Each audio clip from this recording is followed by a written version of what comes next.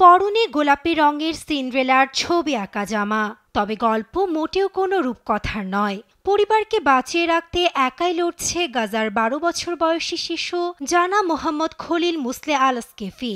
বড় ভাই ইসরায়েলি স্নাইপারের আঘাতে মারা যাওয়ার পর পরিবারের দায়িত্ব নেমে এসেছে জানার কাঁধে।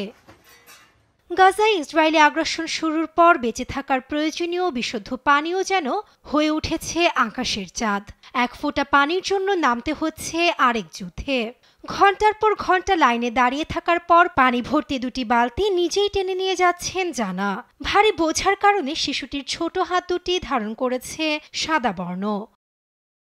আমার বাবা বয়স্ক ও তার হৃদরোগ আছে। আমি চাই না তিনি পানি টেনে ক্লান্ত হয়ে পড়ুক। আমি শক্ত থাকতে চাই যাতে আমার বাবা কষ্ট না পান। ঘন্টার পর ঘন্টা এখানে বসে থাকি শুধু এক বালতি পানি ভরার অপেক্ষায়। এটা একটি ভয়াবহ অনুভূতি। গাজার স্বাস্থ্য মন্ত্রণালয়ের তথ্য বলছে, যুদ্ধ শুরুর পর অপুষ্টির কারণে প্রাণ হারিয়েছে কমপক্ষে ৫৭ শিশু। তালিকায় আছে জানার ভাগ্নি জানাতো। জন্মের সময় জানাতের ওজন ছিল মাত্র ২.৬ কিলোগ্রাম। যখন একটু একটু করে ওজন বাড়ছিল শিশুটির, হঠাৎ যুদ্ধ শুরু হলে বদলে যায় পরিস্থিতি।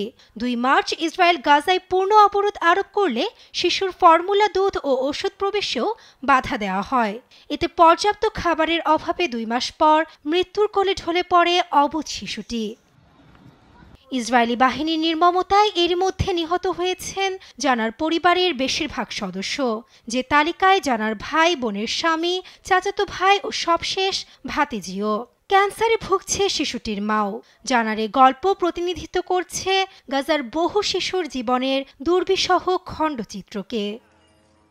নাসরিন আক্তার, নিউজ ডেস্ক, দেশ টিভি।